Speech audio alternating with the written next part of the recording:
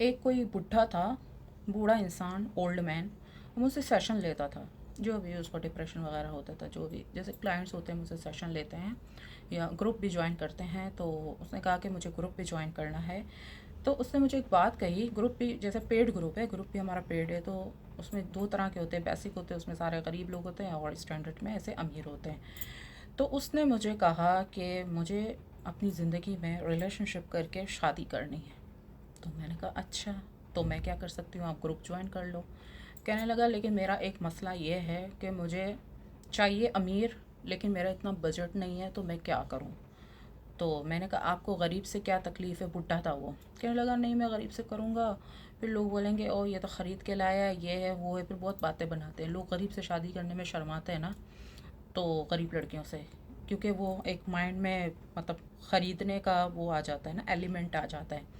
तो कह रहे मैं नहीं चाहता कि मुझ पे ना कोई इस तरीके का टैग लगे कि मैं ख़रीद के लाया हूँ, इसलिए मुझे अमीर चाहिए। तो मैंने कहा अमीर बुढ़े से क्यों करेगी, पहले तो ये सोचो। और अगर अमीर बुढ़े से कर भी लेगी तो हक महर भी अच्छा खासा सेफ्टी के लिए लिखवाएगी। वो एक सेफ्टी होती है, लालच नहीं होता। जब एक स्टैंडर्ड वाली लड़की अगर शादी करती है तो वो अपने स्टैंडर्ड के मुताबिक करेगी, उसको लालच नहीं कहते। लालच तब कहते हैं जब आप बिल्कुल ज़मीन पे हो और आप आसमान पे उड़ने के ख्वाब देख रहे हो, उसको लालच कहते हैं।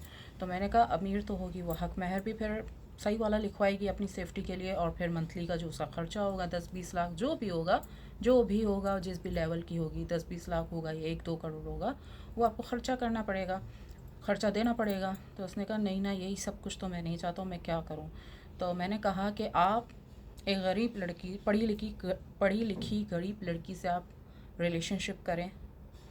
कह रहा था वो नहीं करना। मैंने कहा बात तो सुने, उससे रिलेशनशिप करें, उसको 2 साल की ट्रेनिंग दें अमीरी की ट्रेनिंग, जैसे कार ड्राइव करना, अमीर लोग किस तरीके से बातचीत करते हैं, सारी चीज़ें एक पूरी एक ट्रेनिंग दे कि किस तरीके की अमीर लड़की होती है, कैसा वो सोचती है, कैसा वो दिखती है, कैसे वो कपड़े पहनती है, ये सारी चीज़ें उसको सिखाएं। फिर इसके बाद उससे शादी करके अपने ख़ानदान वालों के सामने ले आए और वो समझेंगे कि ये अमीर है। एक ये हो सकता है हल के। लेकिन मैंने कहा कि पढ़ी लिखी हो, अब जाहिल होगी तो फिर उसको इंग्लिश सिखाने में ही 2-3 साल लग जाएंगे, प्रॉपर एक अच्छी फ्लुएंट इंग्लिश सिखाने में ही 2-3 साल लग जाएंगे। तो मैंने कहा कि एटलीस्ट पढ़ी लिखी हो, ताकि इसके बाद की जो एक्टिंग हो वो आसानी से हो जाए। बिल्कुल ही मतलब अंगूठा छाप नहीं लाना, फिर तो एक बहुत लंबा प्रोसेस है, फिर तो वो 10 साल में समझेगी।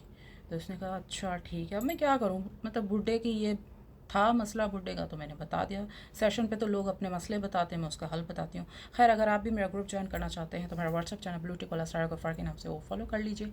ईमेल पे आके मुझसे कांटेक्ट भी कर सकते हैं और मेरे एस जी फाउंडेशन को डोनेशन भी कर सकते हैं।